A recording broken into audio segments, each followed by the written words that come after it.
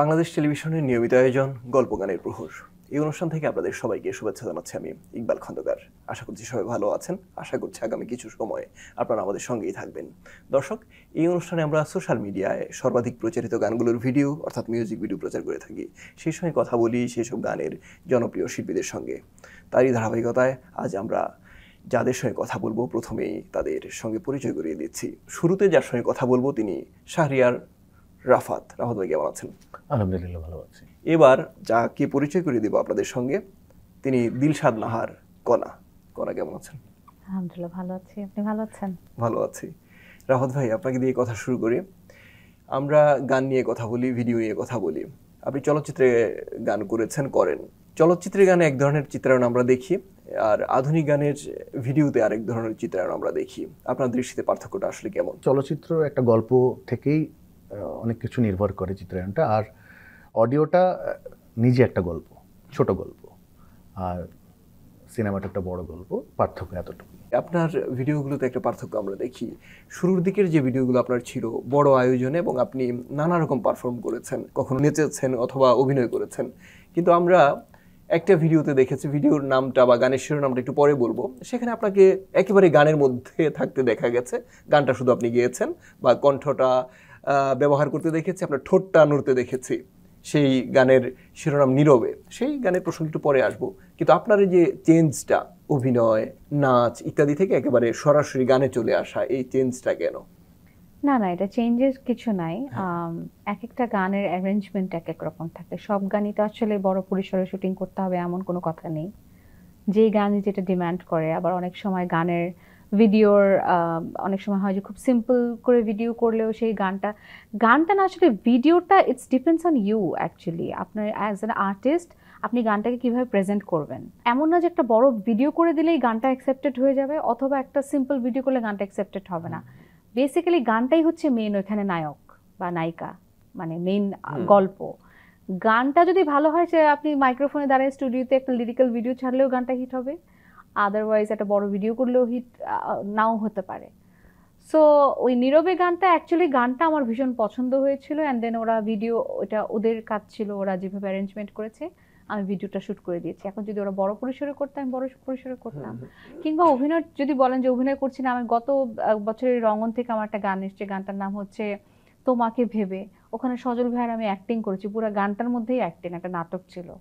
So ওই গানটাতে ওটা demand ছিল বা ওইটার প্রিপারেশন ওরকম ছিল, তাই এইভাবে করা হয়েছে।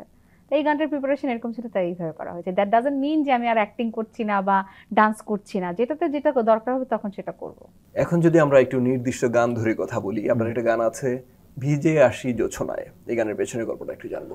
এই গানটি সুর করেছিলেন মুখলেসুর রহমান নীলু। নীলু আঙ্কেল হচ্ছে আমার ফ্রেন্ড ফাহিমের বাবা, ডেডলাইন মিউজিকের কর্ণধার। তো এই গানটা আসলে মেক করা হয়েছিল জন্য নীলু আঙ্কেলের জন্য। তো পরে আমি যখন গাইডটা গিয়ে আঙ্কেলকে পাঠিয়েছিলাম, তো আঙ্কেল পরে বললো যে না, এটা আমার মনে হয় তোমার কণ্ঠে ভালো যাচ্ছে, তুমি গাও। তো ওই জায়গা থেকে আসলে আমার গানটা গাওয়া। এই গানটা আমরা দেখবো একটু পরেই। আপনার কাছে একটা প্রশ্ন আমাদের। এমন তো হয় যে আপনার কাছে কোনো গান এসেছে, আপনার হয়তো খুব বেশি ইচ্ছে করছে না গানটা গাইতে, কিন্তু আপনাকে বলতে হচ্ছে যে গানটা আমি করব না, এমনভাবে বলতে হচ্ছে, হয়তো ওই মানুষটাকে আপনি কষ্ট দিতে চান না। ওই পরিস্থিতিগুলো কেমন হয় বা কিভাবে সামাল দেন? অনেক দিন ধরে গানের জগতে আছি, এই কাজটা আসলে করতে হয় যদি আমি চাই না, কারণ অনেকের এক্সপেকটেশন থাকে হয়তো আমি গাই, আমাকে দিয়ে গাওয়াবে। আমার যেই জায়গাটা থেকে কিছু কিছু জিনিস, আমাদের কিছু প্রোটোকল বা কিছু জিনিস মেনটেন করতে হয়। তো আমাকে যদি কেউ গান পাঠায় বা বলে যে আপু একটা গান করতে যাচ্ছে, আমি সবার আগে জিজ্ঞেস করি যে গানটা পাঠান আমাকে। তার আগে যেহেতু ইটস মাই প্রফেশন, একটা প্রফেশনাল জায়গাও থাকে, পেমেন্টের একটা বিষয় থাকে, কিন্তু সেগুলো আমি সবার পরে জিজ্ঞেস করি। আমি আগে জিজ্ঞেস করি গানটা কীরকম হয়। তো অনেক সময় হয় যে গানটা হয়তো বা গানটা অবশ্যই ভালো, কিন্তু হয়তো আমার ইমেজের সাথে যাচ্ছে না, অথবা আমি না গিয়ে অন্য কেউ গাইলে ভালো হয়। তা আমাকে খুব পোলাইটলি, খুব জেনারেসলি আমাকে মানে ম্যানেজ করতে হয় ব্যাপারটা। বাট মানে এটা আসলে কষ্টকর ব্যাপারটা আমার জন্য না করাটা। আচ্ছা, গানটা দেখি, আপনার গানটা। দর্শক, ভিজে আসি জোছনায়, শাহরিয়ার রাফাতের গান। গানটির কথা লিখেছেন মোহাম্মদ মাহবুবুর রহমান, সুর করেছেন মুখলেসুল ইসলাম নীলু, আর সঙ্গীত পরিচালনা করেছেন শাহরিয়ার রাফাত। ভিজে আসি জোছনায়।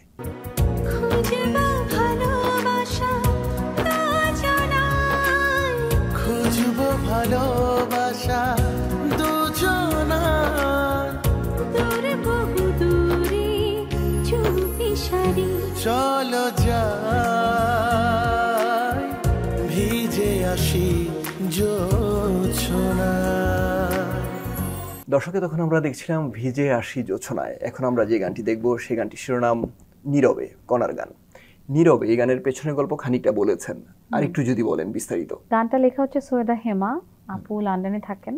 এর আগে আমি 2-1টা গান গেয়েছি ওনার। আর সুর সঙ্গীত করেছেন হৃদয় হাসিন। ও এর আগে ওর 2-3টা গান করেছেন। ওর গান আমার ভালো লাগে, ওর সুর খুব সুন্দর হয়। আর he is a very nice person, আমাকে ভীষণ পছন্দ করে এবং আমি ওর কাজ ভালো লাগে, গোছানো থাকে অনেক। তো ওই গানটা যখন পাঠালো, অ্যান্ড গানটা আমার আসলে মজা লেগেছে বিকজ যখন আমি আমার গানের ক্যারিয়ার স্টার্ট করেছি 2004-05 এরকম টাইমে, ওই টাইমে এরকম ব্যান্ড প্যাটার্নের অনেক গান গাইতাম, একটু এই টাইপের মিউজিক ছিল। তো অনেকদিন পরে গানটা গিয়ে আমার খুব ভালো লেগেছে। সো এই তো পেছনের গল্পটা এটাই। অ্যান্ড দেন ওরা কয়েকদিন পরে বললো যে আপু একটু ভিডিও করতে চাচ্ছি, তো আমার দেশের বাইরে যাওয়ার কথা ছিল, তো ওরা বললো যে খুব তাড়াতাড়ি করে কিভাবে কি করা যায় বলে তারা এটা করলো আর কি। এই গানটা আমরা একটু পরেই দেখবো। রাফাত ভাই, আপনার কাছে যখন গান আসে তখন সেটা সুর, সঙ্গীত ইত্যাদি দায়িত্ব নিয়েই আসে, আপনাকে করতে হয়। চলচ্চিত্রের গানের জন্য করেন, কিন্তু আধুনিক গানের ক্ষেত্রে একটা ব্যাপার থাকে, স্বাধীনতা, প্রচুর স্বাধীনতা থাকে, যেটা চলচ্চিত্রের গানে থাকে না। সেই স্বাধীনতাটা না থাকাকে কতটা পরাধীনতা হিসেবে দেখেন? আসলে অডিও অ্যালবামের ক্ষেত্রে বা অডিও গানের ক্ষেত্রে আসলে ক্যাপ্টেন থাকি আমি, কিন্তু সিনেমার গানের ক্ষেত্রে ক্যাপ্টেন থাকে ডিরেক্টর। তো সেই জায়গাটা আসলে ক্যাপ্টেন যা বলবো তাই হবে। আর অডিও গানের ক্ষেত্রে যদি আমি ক্যাপ্টেন হই, আমার মতন করেই আসলে ক্ষমতাটা থাকে। আমরা একটা তথ্য জানি, আপনার সম্প্রতি এমনকি বাংলা গানের ইতিহাসে একটা বড় রেকর্ড করা এখন পর্যন্ত দুষ্টু কোকিল, সেই গানটি মূলত আপনার অ্যালবামের জন্য অথবা আধুনিক গান হিসেবে ছিল। এই কথাটা হয়তো আপনি বিভিন্নভাবে বলেছেন, তবু আমাদের দর্শকের জন্য যদি আবার একটু বলেন যে এটা ঠিক চলচ্চিত্রের গান হিসেবে ছিল না। আকাশ সেন যে গানের সুরকার এবং কম্পোজার, ওকে আমি বলেছিলাম যে একটা গান আমার জন্য বানানোর জন্য, কারণ এর আগে ওর সাথে আমার বেশ অনেকগুলো গান হিট হয়েছে। সো সে আমাকে বানিয়ে পাঠালো, অ্যান্ড দেন গানটা রেডি ছিল। বাট ওই 2023-এ আমার অনেকগুলো দেশে বাইরে ট্যুর ছিল। I was so busy that time, tour করতেছিলাম, অ্যান্ড ভিডিওর প্ল্যান ছিল না। তো আমার যেই টাইমে আর কি রায়হান রাফির সাথে আমার মানে কথা হচ্ছিল গানটা নিয়ে, তখন অলরেডি আমার আগামী সপ্তাহে আমার ভিডিও শ্যুট হবে আর কি, সব প্রিপারেশন নেওয়া। তো জাস্ট রাফি বলতেছিল যেরকম আপু আমার একটা গান দরকার, কীরকম গান করা যাবে। আমি হঠাৎ করে জাস্ট এমনি ভাবলাম যে শোনাই দিই ওকে। দেন শোনানোর পর ওর কাছে মনে হলো যে এই গানটার এই জায়গার জন্য একদম অ্যাপ্রোপ্রিয়েট হবে, আমার এই গানটাই লাগবে। দেন আমি ওকে দিলাম। আমি কিন্তু গানটার দেওয়ারও 1 সপ্তাহ পরে আই ওয়াজ কনফিউজড। আমি রাফিকে যে আর ইউ শিওর এই গানটাই লাগবে, কারণ আমার কাছে মনে হচ্ছিল যে আসলে কি নিচ্ছে কিনা। তারপর তো নিয়ে নিল গানটা। আসলে এটা সত্যি কথা, মানে একমত হওয়া যাবে যে প্রত্যেকটা গানের একটা ভাগ্য থাকে। গানটা আসলে এখানে যাওয়ার জন্য, নাহলে ওই 1 বছর আগেই তো আমি ভিডিও করে ফেলতে পারতাম। একদম। আমরা যে গানটি নিয়ে কথা শুনছিলাম নীরবে, সেটি একটু দেখি প্লিজ। দর্শক, নীরবে এই গানের পেছনের গল্প একটু আগে শুনছিলাম। গানটির কথা লিখেছেন সৈয়দা হেমা, সুর এবং সঙ্গীত হৃদয় হাসিন। নীরবে, দর্শকে তখন আমরা নীরবে এই গানটি দেখছিলাম, কণার গান। এখন যে গানটি আপনাদের দেখাবো সেই গানটির শিরোনাম মাটির মানুষ। মাটির মানুষ অনেকবার দেখেছি আমরা টেলিভিশনের পর্দায়, বিভিন্ন চ্যানেলে। এই গানটা অবশ্যই একটা গল্পের মধ্য দিয়ে এই পর্যন্ত এসেছে, গল্পটাই জানবো। ধ্রুব মিউজিক স্টেশনের প্রথম যখন উদ্বোধন হবে, তো দাদা বরাবরই আমার গান খুব পছন্দ করতো, যেহেতু আমি একটা আলাদা জনরা নিয়ে কাজ করি। তো রাফাত আমাকে একটা গান দাও তোমার জনরা থেকে। সত্যি কথা অনেক বেশি ফ্রিডম দিয়ে কথাটা বলেছিল। পরে আমি এবং জুয়েল ভাই চিন্তা করছিলাম কি গান করা যায়। তো তখন কিছুদিন আগে আমার একটা গান করা মানে জাস্ট ডেমোটা দিয়ে গিয়েছিল আদিল, তো বললো যে ভাই এই লিরিকটা কেমন লাগে দেখো। তো আমি সুর করে রেখে দিয়েছিলাম। তো যখন জুয়েল ভাইয়ের সাথে কথা ছিল তখন মনে হলো যে না, এই গানটা আসলে করা যায়। তো জুয়েল ভাই, আমি বললাম ভাই এরকম একটা গান আছে, পাঠাইলাম যে ভাই এই টিউনটা একটা করা আছে, তো তুমি তাহলে দেখো তো একটু কম্পোজটা করে দেখো কেমন লাগে। তো যাই হোক, তারপরে কম্পোজ করলাম, ধ্রুবদা পছন্দ করলো এবং ভালোই লাগলো যে গানটার চিত্রায়নটাও খুব সুন্দর ছিল, একটা গল্প ছিল এবং আমার খুব প্রিয় একটি গান এটা।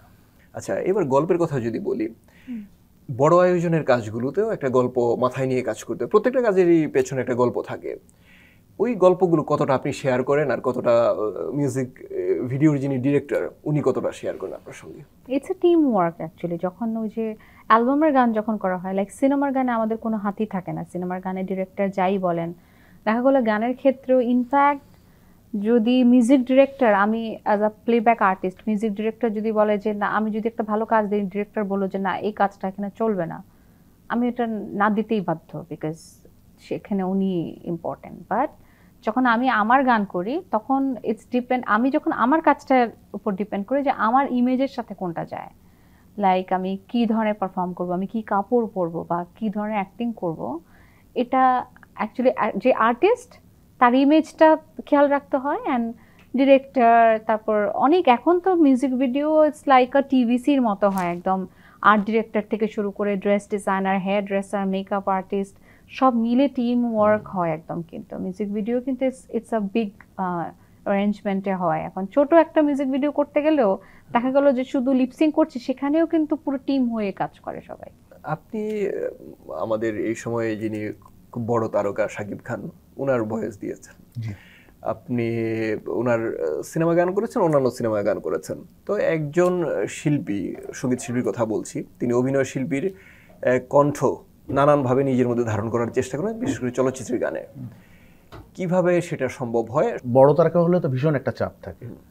আমার ক্ষেত্রে অনেক চ্যালেঞ্জিং ছিল, এবং যদি চিরেঙ্গা পোয়ার কথা বলি, সেটা জাস্ট 23 ঘন্টায় গানটা বানানো, না ঘুমিয়ে, মানে না রেস্ট নিয়ে, মানে এটা আসলে লাগছিল গানটার।